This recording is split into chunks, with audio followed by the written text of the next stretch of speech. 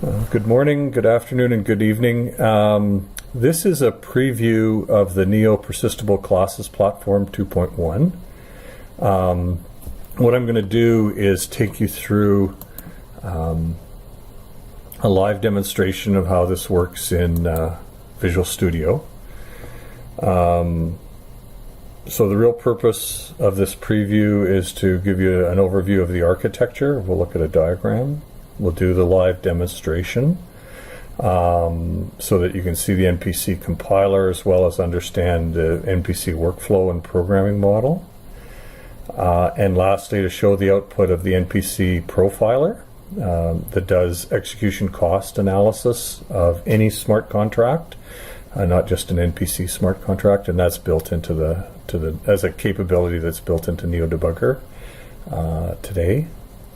So in terms of goals, this is just, the level of detail here is really about awareness. It's not an education or training session. You might not be able to use NPC after you watch this video. Some might, but that's not my intention. So as with the other content in the .NET Quick Start Guide, it's to provide reliable information, timely, accurate, visual, and complete, and to waste as little of your time as possible. The main driver for NPC and for the Quick Start Guide and the other content I create is really to make life easier for enterprise developers building on the NEO blockchain. So the audience, the target audience here is really innovators specifically and early adopters, people who are willing to take the few resources that are here and are willing to take some risks. If you're a mainstream developer or a laggard, like this isn't really for you. In terms of the level of knowledge transfer, I think of it in 4 levels: awareness, knowledge, understanding, and wisdom. So this is just an awareness presentation to give you an overview. Here's what the architecture looks like. So all of this lives in Visual Studio, and you have a series of projects. The first and most important project is the Model Project A, and in it you define some plain old C# classes. You add a little bit of decoration to them to tell the NPC Compiler what kind of support you want. Like, do you want these to be managed classes? Do you want these to be able to automatically persist themselves?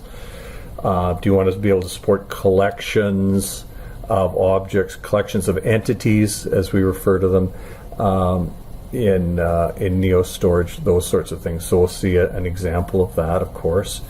The compiler is a 3-phase compiler. The first one does the parsing of the model project.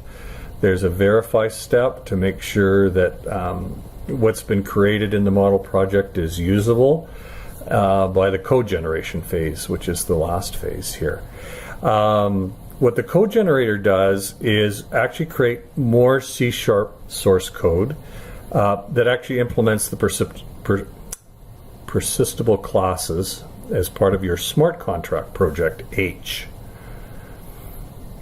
And the classes are down here, J. You'll still today have to write your own main method. Often I think of it as the dispatcher method that will use the persistable classes to do your work on the blockchain on behalf of your client application.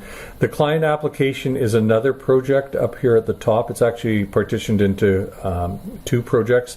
There's the driver, which gives you a symmetric programming model. It allows you to use the same methods that your contract uses up here on the client side in your off-chain application. And so there's some driver classes. In the fullness of time, those will be automatically generated as well, but by the code generator. Today they're not. M is your actual off-chain application, so that could be an ASP.NET, WinForms, WPF, Xamarin, whatever from a .NET perspective, or it could be a JavaScript application or a Node.js application, whatever you want to use for your off-chain client. And so what I'm going to demonstrate is all of these pieces today, and these are all working. So there's the reusable entity models. We'll create one for the scenario I'm using. I call it the Meetup attendee sign-up application. We're just going to see a very early version of that demonstrates the Meetup attendee entity.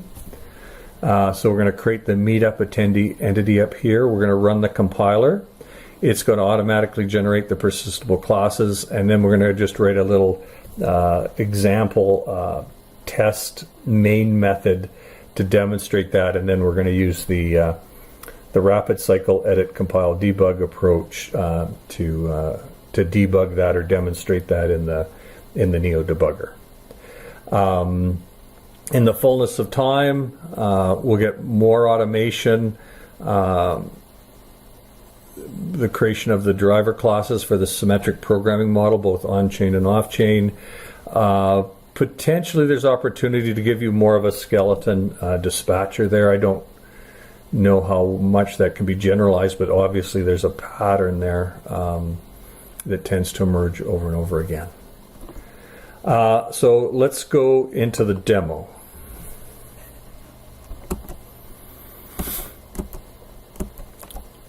So what I started with is just a little console application that knows how to go out to the meetup.com website, and it does some HTML scraping to get some data. And so ultimately this will be used, or part of this code will be used to populate the entities on the NEO blockchain as part of the application. But I just wanted to start and give you a sense of the data. So here, if we go into the helper class, we see there's a class called Meetup Attendee. This we're going to actually use just as it is as part of our model class.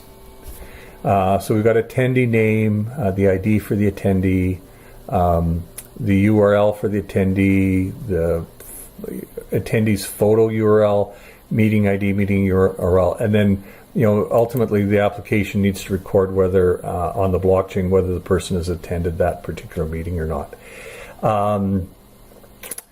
And this is just data fields out of LinkedIn. There is a LinkedIn API. I could have used the REST API, but for whatever reason I just started and implemented using screen scraping. Okay, so let's change projects. And kind of like a cooking show, I've got a baked model, pre-baked model that I'm going to show you, and then I'm going to build it up from scratch. So here is the model class. The model class is in the model project. And so the model project, the only requirement is that end in .model. And if we look here, we can see what the model class looks like. So this is copy and pasted right out of that other application, or you could hand code your model class, and then you need to decorate it. If you've listened to the NPC Platform 2.0 deep dive, you'll learn that there's different levels of support that the NPC platform provides. You can have, for example, managed entities, persistable entities using basic keyed storage. You can make the entities deletable. And then the highest level, if you will, is making them collectible, being able to support arrays or collections of entities in blockchain storage. So the code generator, the NPC Compiler, simply takes these abstract interfaces and you tag your class with the different levels of support you want. So that if you want just to select the amount of functionality and keep your AVM file small, you can just select the ones that you need. The only two interfaces that are really required is the basic and managed to support the higher levels. So let's go through and rebuild this. So that's gone with no problem at all. Next thing we do is we want to run the compiler. So there's the NPC Compiler. And what it's done is it's created all of this code for us in the NEO Smart Contract project template. If we look at the contract 1, I've added a little bit of example code there. So, here's the data, an example of the data that I get back from, the screen scraping.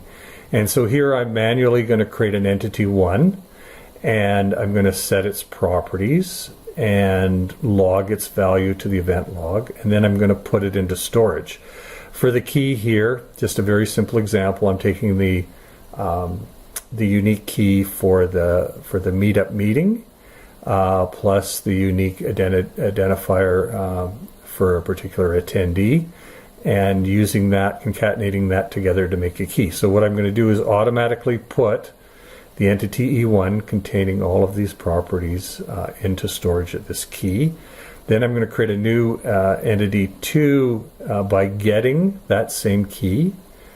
I'm going to log that to the event log. We'll be able to see that in the debugger. And then here's an example of showing some of the managed entity capabilities. So maybe this key doesn't exist. So you have the ability to ask, is that entity missing from the database, missing from the blockchain? And we'll print out one of those 2 messages. And then we'll come back and change this and put in a key that doesn't exist and see what happens.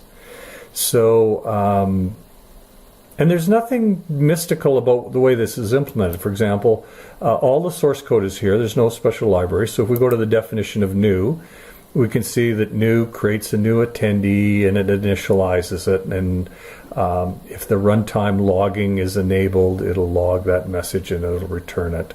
If we click on initialize, we can see that initialize is going to set all of these default variables to their default values. The default values are dependent on the data type of the variable. And this is all the value that the NPC compiler brings to you. If we go back to the smart contract and you can look at log, you can go through all of these. Log just calls runtime. If you look at runtime, it ultimately is just calling the runtime notify method. One more example, put, because that's kind of really what this is all about, persistable entities. So very straightforward. We get the storage context. We create the storage key by concatenating the key that you're provided with a tag that defines the class, the data type of this particular entity. And then we're just calling a series of storage.puts, one for each element of the for each field that's in the entity. And the only kind of stuff is these comments on the side, and this tells you what template within the NPC compiler was used. So very easy to verify if it's correct. Also, to highlight, there's very little code here. The call graph, the depth of the call graph is very, very shallow. The last one, because it's just a little more complicated, look, is missing. It's missing just checks the underscore state field of every entity. And so this is automatically added to the model class that you create using partial classes and a bunch of other stuff. Get is a little more complicated, but again, simple to understand and simple to read, and you have all the code here. So, we get the storage context, we create the key. We try to get just one field. We try to get the that status field that manages the lifetime state of the object. If it doesn't exist, then we're going to create a missing object and return that. If it's not missing, then we're going to just call get with the key, and we're going to do a little bit of coercion depending on the data type of the of each of the fields. Again, that's what the NPC compiler does for you. it sets that and then ultimately returns that entity. So easy to understand. All the source code is there. All we're doing is providing through the NPC compiler a fast and efficient way of creating that code. So let's rebuild that if we haven't already. We get our AVM file. Let's go and debug it. And we can see the code there. No problem at all. Let's just press F5. Again, our main has no arguments, so we'll just quickly run through this. Here we can see at the bottom of the main, we're returning E2, which is the entity that we've retrieved from storage. And we can see that it has, Michael Herman and the ID and all of the fields that we passed in to our set method. If we look down here in the log, we can see this first log message coming out here where we're displaying the contents of E1. Here we're displaying the contents of E2. And E2 is not missing from storage. So when we check the is missing property state of the object, it printed out it wasn't missing. So again, using our rapid edit, compile, debug thing, let's go in here and just change this to X so that there's no matching key there. And we click start and go back and debug again. And we press F5. Bingo, there we are. And this time we can see that E2 is missing from storage. We can go into the storage viewer that's in NEO Debugger, and here we can see the storage representation that is used for the standard get and put method. So there's our key that we created. It's using automatically generating the name of the class and the field. So this is basic get and put operations. There's also another pair of methods called get element and put element that support structured nested storage domains. So it does some interesting things with the key to allow you to create these different collectible groups of entities. For example, let's say you want to have this same application support a single smart contract, support multiple meetup meetings, because right now it's only works for one meetup meeting. Well, you could create a storage domain specifically for each meetup and have all of the members for each meetup stored in their own storage domain. But that's a topic for another conversation. So let's just leave that. I don't want to take too long, but let me show you how to create this from scratch, because one of the more interesting parts of this is understanding the programming model. I've shown it to you, but actually understanding it and getting a feel for it. So I'm just going to add a model class to this project. So new project, and I'm going to go in here and just take a class library, .NET Framework class library, npc.mwherman2000.meetup2, and remember it needs to be called model. And I click OK. And so I'm just going to get a simple model class like this. So I'm going to go into my original application, reuse some code here. I'm going to take this class,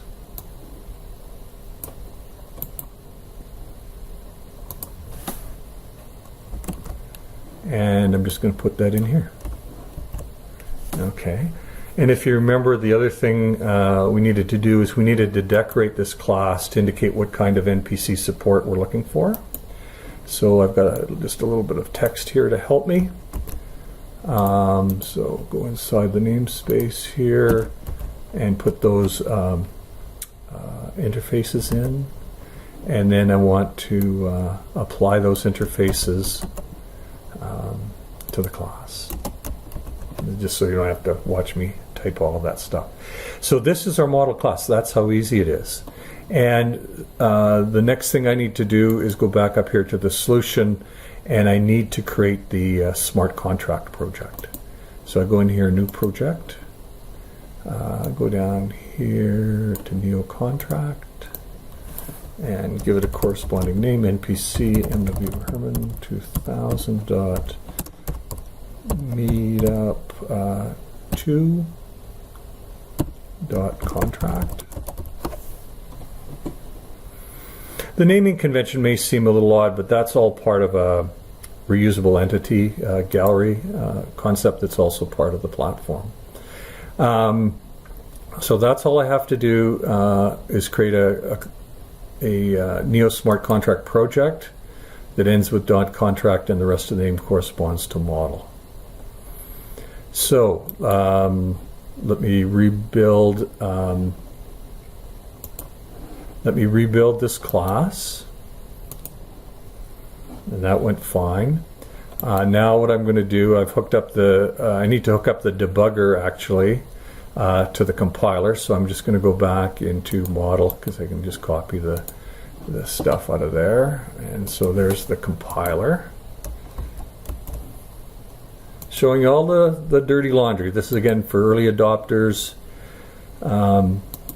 who can put up with this kind of stuff. So if I go in here to debug, external program, and it takes a single argument, which is the bin debug folder, which is just known as dot.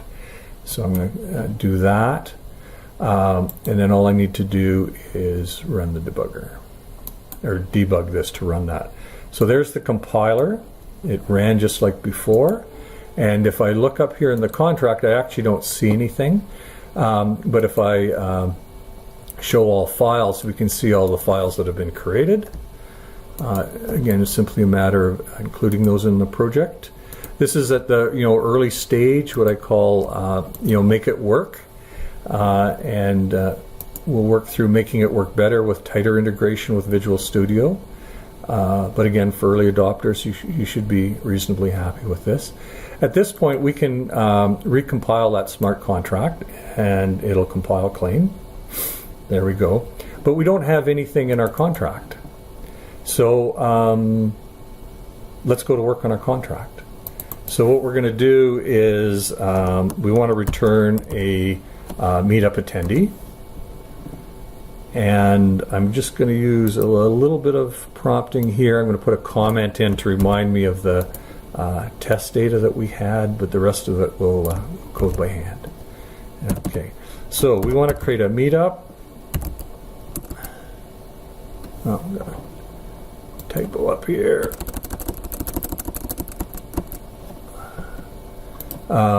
So we want to create a meetup attendee called E1. And we're going to say that it's a meetup attendee, and we're going to do a new to get a new object. And then we're going to say we're going to do meetup attendee.set, and we're going to set E1, and then we're going to set all of these parameters. So the easiest way for me to do that is just to copy and paste some of this stuff. So we're going to grab that as the name.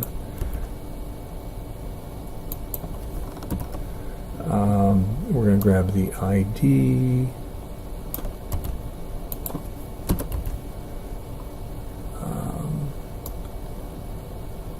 URL of my photo.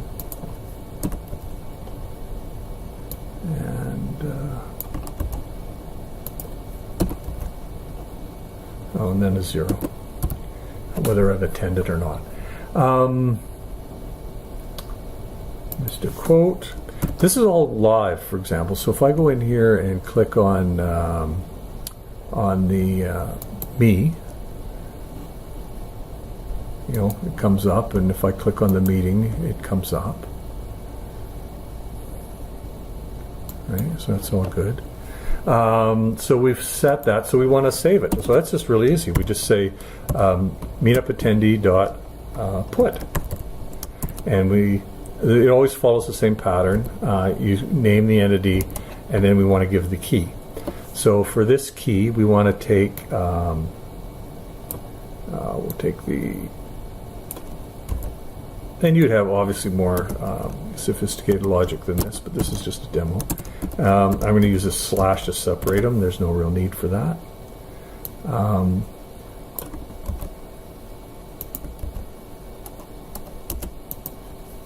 Cool. In between here, we can ask it to log itself to the event log. So we're going to do log and then E1, comma E1. Next, let's create a new guy, meetup E2, and we're going to say meetup attendee dot get.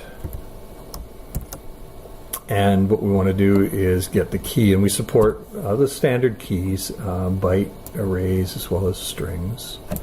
So let's put that in there, and let's log that. Meetup attendee.log of E2, comma E2, and like before, we can say that if meetup attendee dot is missing of E2, we can print, we can do NEO trace dot, we need to add a NPC runtime to get a hold of that, so dot trace, and we can say E2 was missing storage, and we can take that again.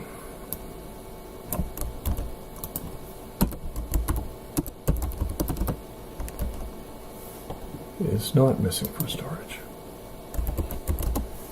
Okay. So you see a familiar pattern. It's always the name of the entity type, dot the method, and then usually the first parameter, almost exclusively the first parameter is the instance of the entity. The only exception to that is the log methods. So we've got a complete smart contract. Let's see if that recompiles. Not all code. Okay, so I haven't returned a value. That's understandable. So we just go down here to the bottom, and not too many people realize this. They're used to returning booleans, but you can say that you want to return like E2, for example, and that'll work even if E2 is missing, because what you get is an initialized object who has its entity state set to missing. So you'll actually be able to test that back in your off-chain application. So let's rebuild that. Cool, that works. We want to debug it, so we have to set up the debugger like we did before in the quick start. Edit, compile, debug. So if we go up here, we're going to go into properties, we're going to go into debug, grab the debugger, we're going to go into the properties here, grab the debugger,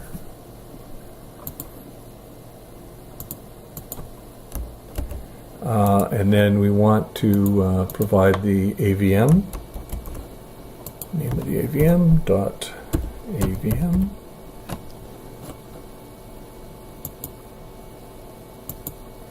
Okay, so that should all be good. If you remember, we also need to quickly go in and update the CS proj file. So you're seeing all the laundry here. So let's open that with Visual Studio Code. This is to enable the debugger to run properly, and we need to really turn off that what I call the post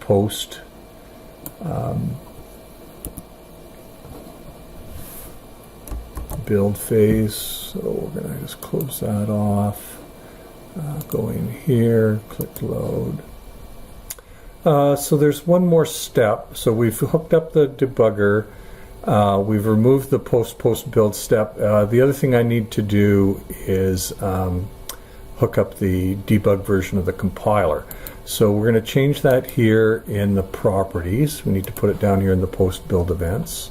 So let's go and just copy that from before. So that's identical. Put that down here and close that up. So now when we rebuild our new smart contract, we'll actually see that it's the debugger version. We've already hooked up the debugger, so we can simply go and debug our contract. Create new internet. Bingo. And there we are. Let me press F5, click debug. We see the entity being returned. If we look down here in the event log, we can see entity 1 being printed out. We can see entity 2 being printed out. And we can see that E2 is not missing from storage. So let's just do a rapid edit, compile, debug cycle. Let's go back into the contract and let's just change this again, to some different key so that it's not found. And this is the way that, the way it should work. F5, debug. And we can see that we're getting the essentially a null entity back. But that 5 actually means that it's a missing entity, and we can see that E2 is missing from storage. Cool. So the last thing that I promised is to show a little bit about the NPC Profiler. So in here, whenever you run NEO Debugger, it's going to do the profiling automatically for you and create a CSV file. So to launch that, if I was to launch it here, it would just display the text in the editor. So I'm going to just go into the Explorer and I'm going to say open this with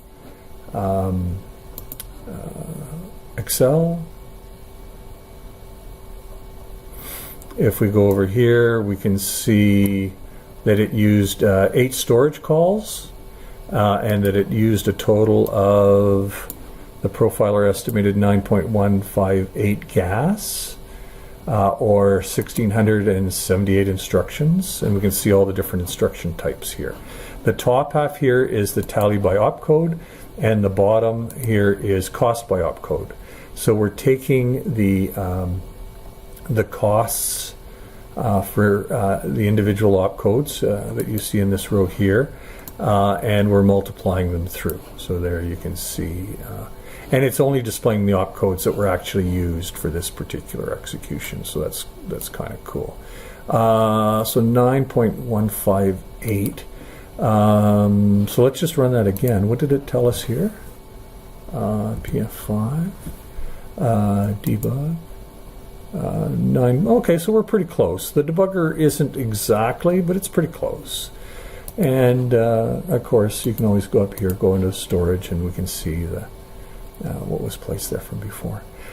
So that's about it. Let me just finish off with a couple slides. So here's some resources. If you want to get deeper into the NPC platform implementation details, I basically do a code review in PowerPoint, which is 100 minutes of pain. If you want to understand more about that, just that rabbit edit compile debug cycle for just any old smart contract, C# smart contract, there's a video there. In terms of projects that's supporting this effort, the compiler itself, you can find that down here at the bottom. Higher up from that, there's a project that talks about the platform. And it's really focused on enabling or supporting enterprise distributed application development using C#, .NET, and Visual Studio to build distributed applications on the NEO blockchain. You can get to these projects from the NEO Blockchain C# Developer Center of Excellence. And this particular preview will ultimately become a section of the NEO Block chain quick start guide. So the call to action is tokenize every little thing, and I've highlighted or underlined the word little because to stay within the 10 gas limit, you need to create little entities, and you need to be able to create them efficiently. So we've looked at the code, and we can see that we're about as efficient as we can get. I talk a little bit more about this mission of being able to tokenize every little thing on my blog at hyperonomy.com. So if you'd like to follow up, here's the Discord link. You can connect with me on LinkedIn or send me an email at neotoronto@outlook.com. Thank you very much for watching.